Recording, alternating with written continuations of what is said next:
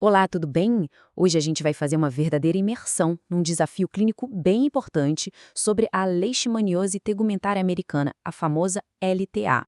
O nosso foco aqui vai ser um erro que, olha, é bem perigoso e que pode aparecer tanto em provas quanto, o que é mais sério, na prática do dia a dia. Ok, vamos direto ao ponto. A questão já coloca o cenário na nossa frente, né? Temos algumas afirmativas, e uma delas é falsa. Mas não é qualquer erro, não. É uma informação que na clínica é super perigosa. A nossa missão aqui é ser meio detetive, sabe?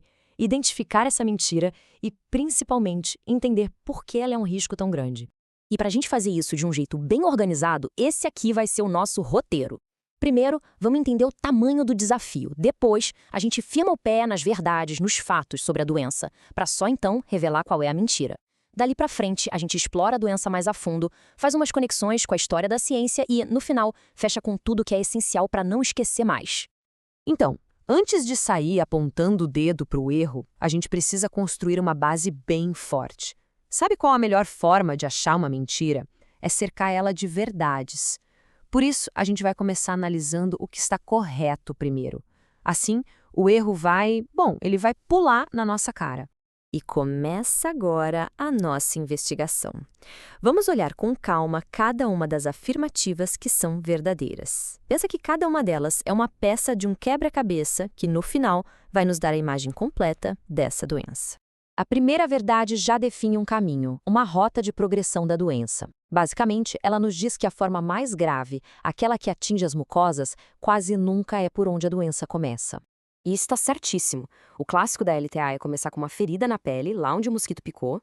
A partir dali, o parasita, principalmente a espécie Leishmania brasiliensis, pode pegar uma carona pelo sangue ou pelo sistema linfático. E aí, meses ou até anos depois, ele pode reaparecer nas mucosas do nariz, da boca, causando aquelas lesões destrutivas. É uma complicação que vem depois e que todo mundo teme. A segunda verdade mostra pra gente como o diagnóstico é feito na prática, sabe? Seguindo o que os manuais de saúde pública recomendam. Exato.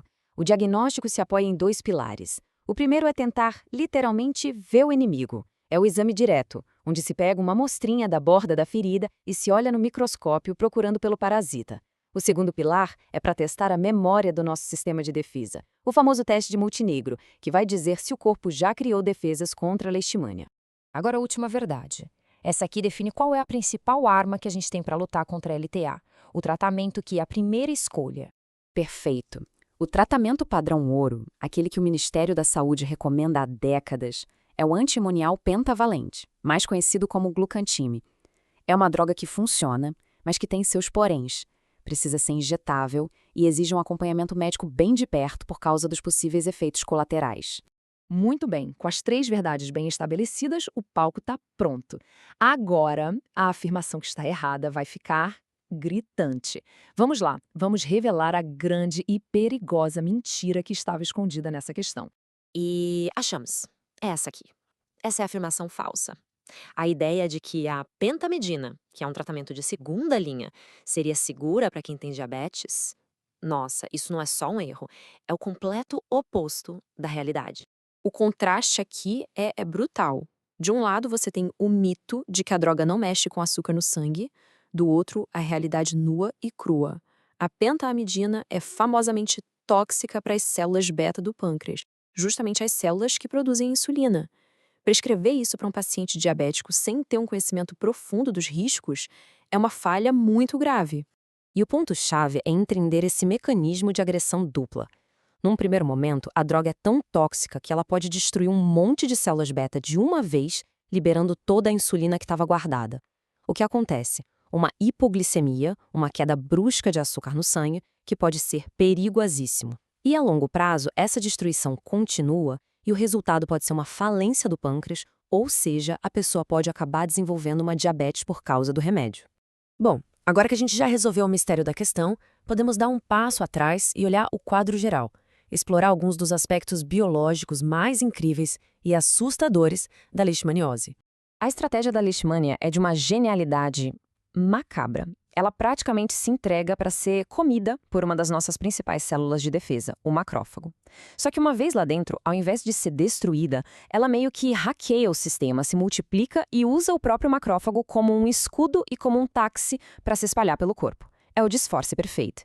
A leishmaniose nos mostra um processo de pura destruição de tecidos. Mas, para a gente entender melhor a destruição, o reino animal nos dá um exemplo oposto, um contraponto fascinante. Um verdadeiro mestre da regeneração. O contraste é impressionante, né? A LTA destrói.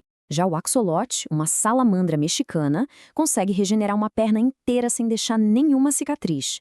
Entender como ele faz isso, como ele controla a inflamação para regenerar e não para cicatrizar, pode ser a chave para um dia a gente ter novas formas de tratar as feridas terríveis da leishmaniose.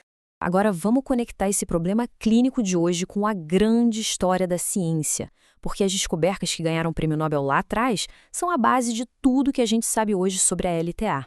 Em 1908, L. Metchnikoff ganhou o Nobel por descrever a fagocitose, aquele mecanismo das nossas células de defesa de comer e destruir invasores. A grande ironia da história é que a leishmania se tornou o maior exemplo de um parasita que aprendeu a usar essa descoberta contra a gente, transformando a arma de Metchnikoff em seu esconderijo particular. E olha que curioso, no mesmo ano, Paul Ehrlich também foi premiado pela ideia da bala mágica, uma droga que seria um tiro certeiro no patógeno sem machucar o hospedeiro. A toxicidade toda dos remédios que a gente ainda usa para a leishmaniose só mostra que essa tal bala mágica perfeita para essa doença a gente ainda não encontrou. A busca continua. Certo, estamos chegando na reta final. Agora é hora de amarrar tudo que a gente conversou aqui num resumo bem rápido com os pontos mais cruciais para guardar.